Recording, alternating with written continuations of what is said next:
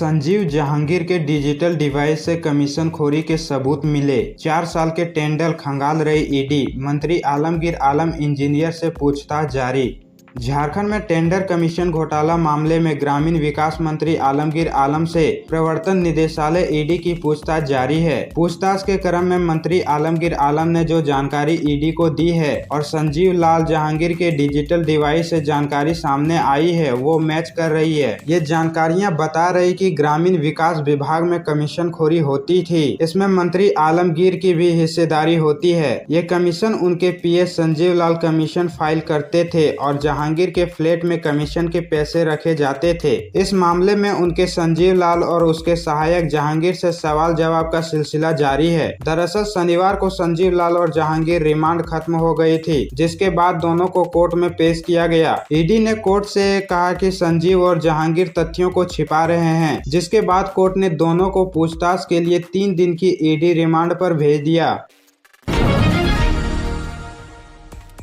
घाटशिला में पीएम बोले कांग्रेस जेएमएम को विकास का क ख ग नहीं मालूम। शहजादे की भाषा नक्सलियों वाली। झारखंड के नाम से नोटों का पहाड़ याद आता है। प्रधानमंत्री नरेंद्र मोदी की कल जमशेदपुर के घाटशिला में सभा हुई थी, जहां उन्होंने विरोधियों पर जमकर निशाना साधा। पीएम ने कहा कि कांग्रेस को विकास का क ख ग भी नहीं मालूम है। झारखंड राज्य इतना अमीर है लेकिन यहाँ के लोग गरीब हैं। कांग्रेस जेएमएम राजद ने झारखंड को लूट का अड्डा बना रखा है। प्रदेश के नाम से नोटों का पहाड़ याद आता है। हेमंत सोरेन का नाम लिए बिना कहा कि यहाँ तो लूट ऐसी है कि इन लोगों ने सेना की जमीन तक नहीं छोड़ी। सोच लीजिए चोरी की कैसी आदत लगी है। वहीं राहुल गांधी का नाम लिए बिना कहा कि शहजादे की भाषा माओवादी जैसी है। वो उद्योग और निवेश का विरोध करते हैं। कांग्रेस भ्रष्टाचार की जननी है। जेएमएम कांग्रेस ने केवल अपनी तिजोरियां भरी है। कांग्रेस से देश के संविधान को खतरा है। ओबीसी पिछड़ों के आरक्षण को ये छीनना चाहते हैं। पीएम यहाँ भाजपा प्रत्याशी विद्युत वरण महतो के पक्ष में प्रचार करने पहुंचे थे। एनडीए कैंडिडेट और सांसद विद्युत वरण महतो के सामने जेएमएम के समीर मोहंती हैं। चतरा लोकसभा में मतदान आज। कड़ी सुरक्षा के बीच मतदान कर्मी बूथों के लिए रवाना। 1899 मतदान केंद्रों पर 16,89,926 वोटर देंगे वोट। लोकतंत्र में अपनी भागीदारी सुनिश्चित करने और राष्ट्रीय कर्तव्यों का निर्वहन के लिए मतदान कर्मियों का दल सामग्री कोषांग चतरा कॉलेज से इंटरमीडिएट स्ट्रांग के लिए रवाना हो गया है। मतदान इलेक्शन एक कर्मी भारी सुरक्षा व्यवस्था के बीच शाम तक इंटरमीडिएट स्ट्रांग रूम पर पहुंच जाएंगे। रात यहीं पर बिताएंगे और सोमवार को तगड़े सुबह अपने अपने मतदान केंद्रों पर पहुंच जाएंगे। मतदान कर्मी सोमवार की सुबह 7 बजे से लेकर शाम 5 बजे तक मतदान कराएंगे और उसके बाद वापस लौट जाएंगे। सुपीरियो ने पीएस पर साधा निशाना। घाटशिला में चुनावी सभा के बाद दी प्रतिक्रिया। कहा मोदी जी के आने के बाद हर विधानसभा में जीत रहा गठबंधन। जमशेदपुर लोकसभा क्षेत्र के लिए आगामी 25 मई को चुनाव होना है। चुनाव को मात्र 6 दिन ही बाकी है। वहीं राजनीति सरगर्मी भी तेज हो गई है। रविवार को प्रधानमंत्री नरेंद्र मोदी ने जमशेदपुर से सटे घाटशिला क्षेत्र में चुनावी जनसभा को संबोधित किया और भाजपा प्रत्याशी विद्युत वरण महतो के लिए वोट मांगे। इसके साथ ही उन्होंने इंडिया गठबंधन पर भी जमकर निशाना साधा। इधर उनके प्रधानमंत्री के जाने के कुछ घंटों बाद ही केंद्रीय महासचिव सुप्रियो भट्टाचार्य ने भी भाजपा पर जमकर निशाना साधा। उन्होंने नरेंद्र मोदी द्वारा दिए गए भाषण की तीखी प्रतिक्रिया देते हुए कहा कि 4 जून को मतगणना के बाद साफ हो जाएगा कि हिंदुस्तान की जनता क्या चाहती है। वोट देने पर नक्सलियों ने वोटर के काटे थे हाथ। 25 साल पहले की घटना। जसमुद्दीन ने पहला वोट डाल माओवादियों को दी थी चुनौती। साल 1999 का लोकसभा चुनाव जब चतरा में माओवादियों ने वोट बहिष्कार का ऐलान कर दिया था। खुली धमकी दी थी कि अगर किसी ने वोट दिया तो अंजाम बुरा होगा। माओवादियों की धमकी की परवाह किए बगैर इस इलाके से पहला वोट जसमुद्दीन अंसारी ने डाल दिया। लोगों में उत्साह बढ़ा और कुछ लोग भी घर से निकले। नक्सली बौखला गए और जसमुद्दीन का हाथ काट दिया। जसमुद्दीन के दोस्त नाजिर अंसारी बताते हैं कि जब वोट डाले जाने को लेकर जसमुद्दीन जसमुद्दीन को माओवादियों ने हाथ काटा था, तब पूरे गांव सहित प्रखंड भर में दहशत का माहौल था। 25 साल पुरानी इस घटना के बाद भी जसमुद्दीन हर चुनाव में वोट डालते रहे। 25 साल पुरानी इस घटना को आज जिला प्रशासन जसमुद्दीन की बहादुरी को याद करता है। मतदाताओं को जागरूक करने में आज भी जसमुद्दीन पीछे नहीं है। प्रधानमंत्री नरेंद्र मोदी बदलेंगे घाटशिला वासियों का मन, आदिवासी बहुल इलाके में साधेंगे राजनीतिक समीकरण।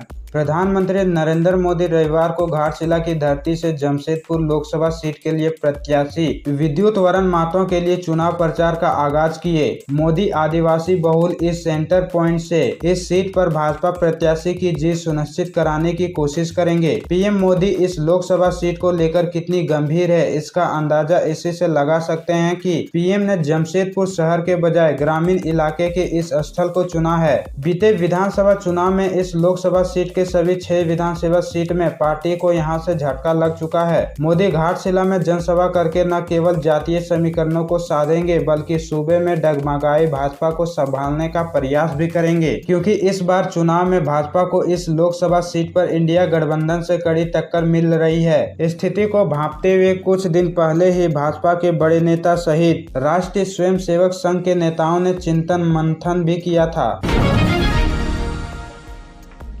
गिरिडीह में अलर्ट मोड में पुलिस, उपचुनाव और लोकसभा चुनाव को लेकर पुलिस अलर्ट। होटल और ढाबा की ली गई तलाशी, दिया गया निर्देश। कोडरमा लोकसभा और गांडे उपचुनाव को लेकर गिरिडीह पुलिस अलर्ट मोड में है। मतदान से पूर्व पूरे लोकसभा क्षेत्र में ड्राई डे घोषित किया गया है। इसी को लेकर गिरिडीह पुलिस ने शहर से लेकर कई थाना क्षेत्र में संचालित होटल, रेस्तरां और ढाबा में तलाशी ली। इस दौरान होटल संचालकों को लोकसभा चुनाव को लेकर घोषित ड्राई डे नियमों का सख्ती से पालन करने का निर्देश दिया है। एसपी ने कहा कि नियमों के ताक पर रखकर गतिविधि का संचालन करने वालों के खिलाफ कार्रवाई की जाएगी। उन्होंने आम मतदाताओं से 20 मई को अपने बूथ पर जाकर मतदान करने की अपील की है।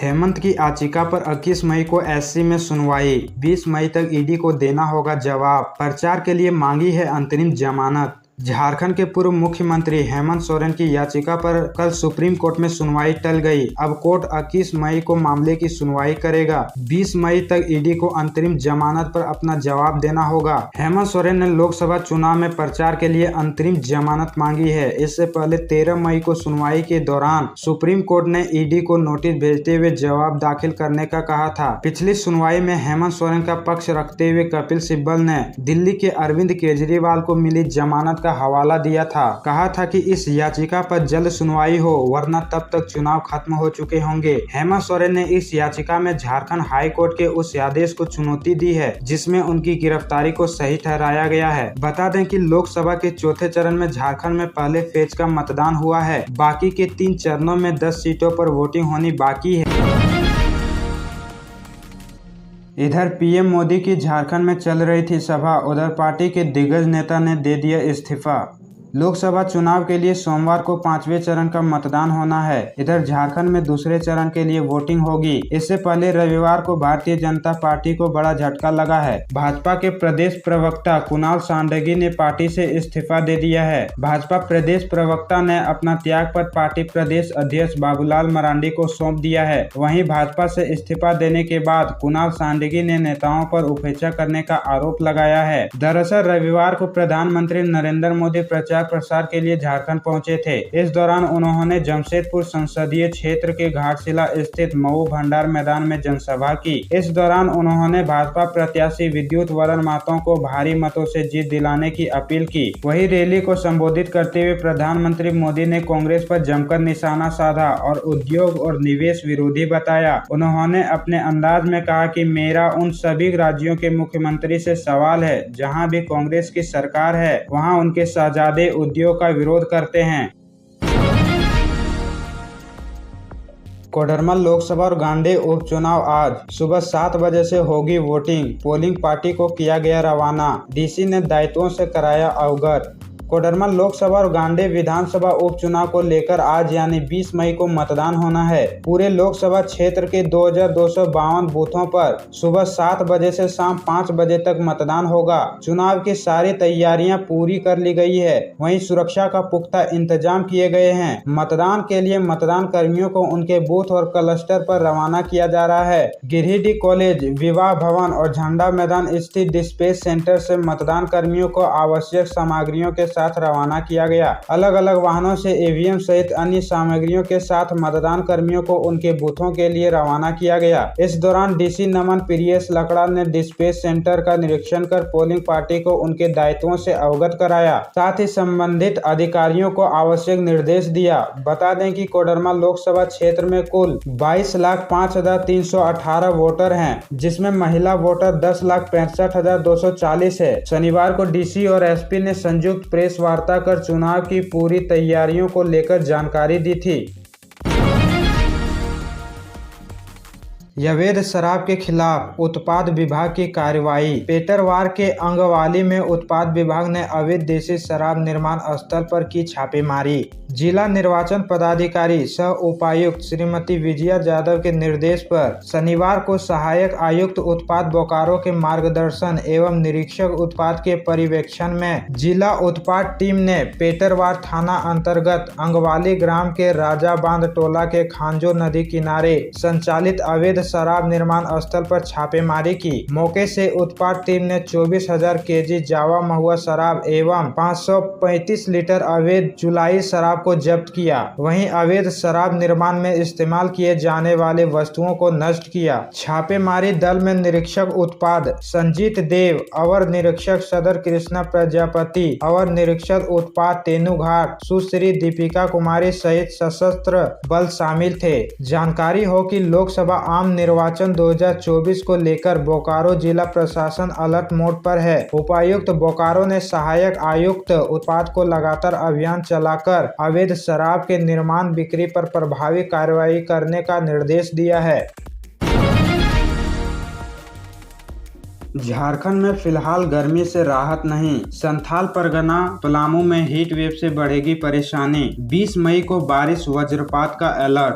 झारखंड में अभी गर्मी से राहत मिलने वाली नहीं है। मौसम विभाग के मुताबिक प्रदेश में अभी और तापमान बढ़ने की संभावना है। इस दौरान कई जिलों का तापमान 41 डिग्री के पार जा सकता है। इन जिलों में कोडरमा, हजारीबाग और चतरा शामिल है। मौसम विभाग की ओर से संथाल परगना और पलामू में हीट वेव चलने का अलर्ट जारी किया गया है। संथाल परगना के भी करीब सभी जिलों का अधिकतम तापमान 40 डिग्री सेल्सियस पार कर चुका है। हालांकि राज्य के पूर्वी, मध्य और दक्षिणी जिलों में गर्जन के साथ बारिश के साथ तेज हवा चलने के आसार हैं। रांची में बारिश के बाद 6 डिग्री तक पारा गिर गया है।